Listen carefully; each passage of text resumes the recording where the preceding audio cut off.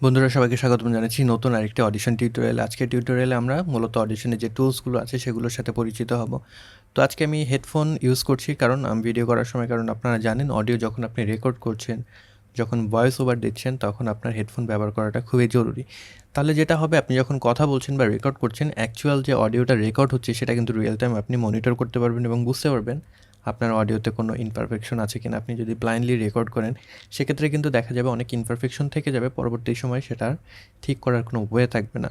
তো আমরা যখন ভিডিও তৈরি করব তখন আমাদের এই সুযোগ থাকে না, বাট আমরা যখন অডিও রিলেটেড কাজ করব, ভয়েস ওভার দেবো, তখন কিন্তু আমাদের এই সুযোগটা থাকে, এটা আমরা কাজে লাগাতে পারি। তো চলুন আমরা অডিশনে যাই, সেখান থেকে আমরা দেখে নিই মূলত আমরা কীভাবে আমাদের যে টুলসগুলো আছে সেগুলোকে ব্যবহার করতে পারি।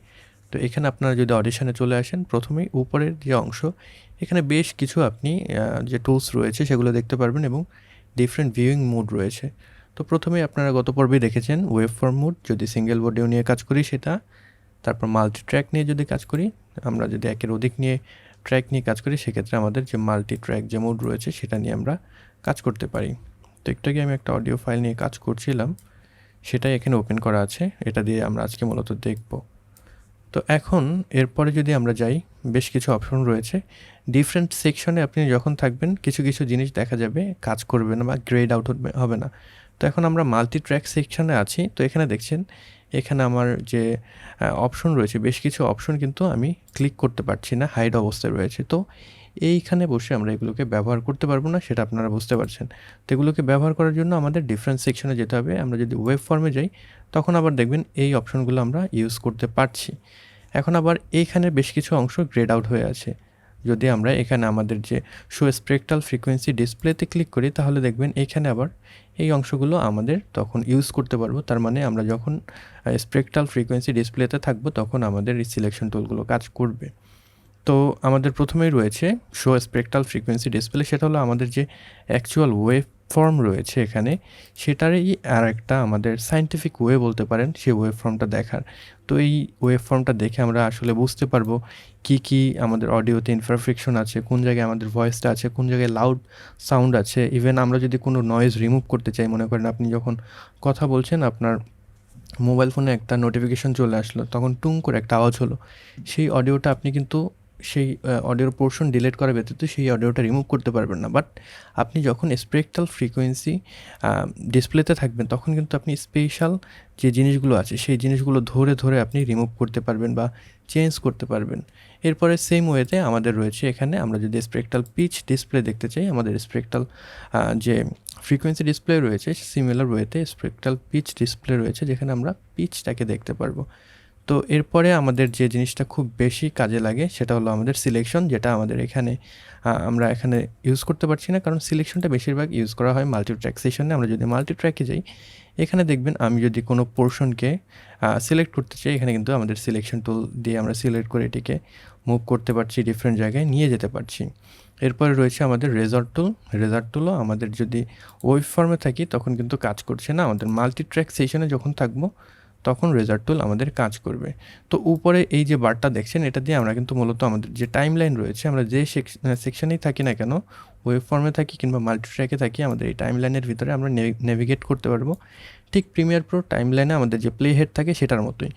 তো এখানে আমরা যদি মাল্টি ট্র্যাকে যাই, দেন আমরা যদি যে কোনো একটা পোর্শনে জুম করি, মনে করেন আমি এইখানকার যে অডিওটা আছে সেটা দেখতে চাচ্ছি, চলে আসলাম। তো এখানে আমাদের রেজার্ট টুল যেটা রয়েছে, এখানে দেখেন রেজার্ট সিলেক্টেড ক্লিপ টুল যেটা রয়েছে সেটা সিলেক্ট করতে পারি আমরা, অথবা রেজার অল ক্লিপ টুল রয়েছে যেটা, সেটাও সিলেক্ট করতে পারি।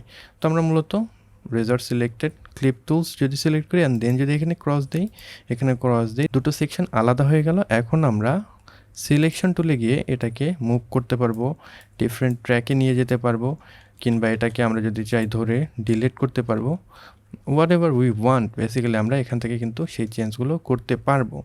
এরপরে আমাদের স্লিপ টুল রয়েছে। স্লিপ টুল হলো আমাদের, মনে করেন আমি যদি এই অডিওটাকে ধরে নিচের দিকে নিয়ে আসি, তাহলে আপনারা জিনিসটা বুঝতে পারবেন।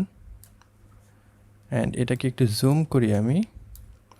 তো এই অডিওটার আমার কিন্তু লেফট সাইডেও অডিও আছে, রাইট সাইডেও অডিও আছে। তো এমন একটা সময় আসলো যখন আমি চাচ্ছি আমার যে অডিওটার অ্যাকচুয়াল ডিউরেশন এখানে শুরু হয়েছে, এখানে শেষ হয়েছে, সেই ডিউরেশন পয়েন্টটা ঠিক থাকবে, বাট ভিতরের যে অডিওটা আমি চাচ্ছি আগের আরেকটু অডিওটা এখানে নিয়ে আসতে। সেক্ষেত্রে আমরা যদি স্লিপ টুল নেই অ্যান্ড যদি এভাবে ড্র্যাগ করি, তাহলে দেখবেন ভিতরে শুধুমাত্র অডিওটা মুভ হচ্ছে, কিন্তু আমাদের অ্যাকচুয়াল যে আমাদের ট্র্যাক, সেই ট্র্যাকটা কিন্তু মুভ হচ্ছে না। আমরা এই যে অডিওটা সেটা ডানে কিংবা বামে এভাবে যেতে পারবো। এটা হলো আমাদের স্লিপ টুল। তারপরে আমরা দেখব আমাদের যেটা রয়েছে সিলেকশন টুল। এটাকে দিয়ে আমরা যে কোনো অংশ সিলেক্ট করতে পারবো। আমাদের ব্যবহারে যখন আমরা কোনো চেঞ্জ করব, কোনো ইফেক্ট অ্যাপ্লাই করব, আমাদের সিলেকশন করার দরকার হবে, সেক্ষেত্রে আমরা এটা দিয়ে সিলেক্ট করতে পারবো।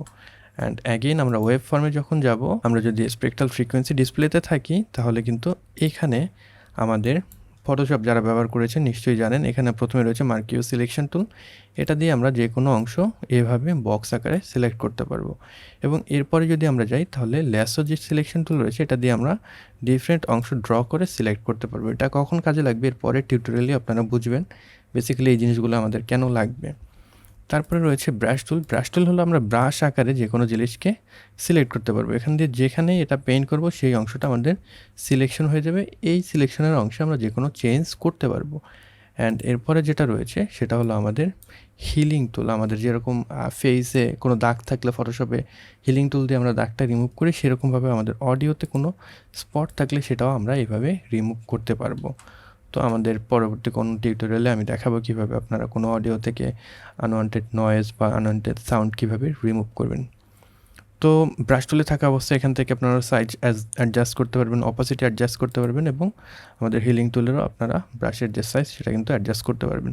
এবার চলে আসা যাক একটু নিচের দিকে বেশ কিছু জিনিস রয়েছে। প্রথমটা রয়েছে আমাদের প্লে। যে কোনো অংশ যদি আমরা প্লে দিতে চাই, তাহলে দেখতে পাচ্ছেন এখানে আমাদের যে প্লের অংশ রয়েছে সেটা আমরা ব্যবহার করব। এরপরে আমাদের যদি এখানে দেখি মুড প্লে হেড, তো প্রিভিয়াস আমরা যদি এটা দেই, তাহলে প্রিভিয়াস যে প্লে হেড আছে সেখানে চলে যাবে, এবং এটা যদি দেই আমাদের যে প্লে হেড রয়েছে সেটা একদম লাস্টের দিকে চলে যাবে। এবং এরপরে এইখানে যদি আমরা থাকি, এটা যদি দেই, তাহলে আমাদের যে সময়টা দেখছেন এখানে নির্দিষ্ট সময় পরপর আপনি যেতে পারছেন। যেরকম প্রিমিয়ার প্রোতে একটা ফ্রেম করে আমরা চলে যাই, ঠিক সেভাবেই আমরা এই কাজটা করতে, এবং এই কাজটা আমরা অ্যারো দিয়েও করতে পারি।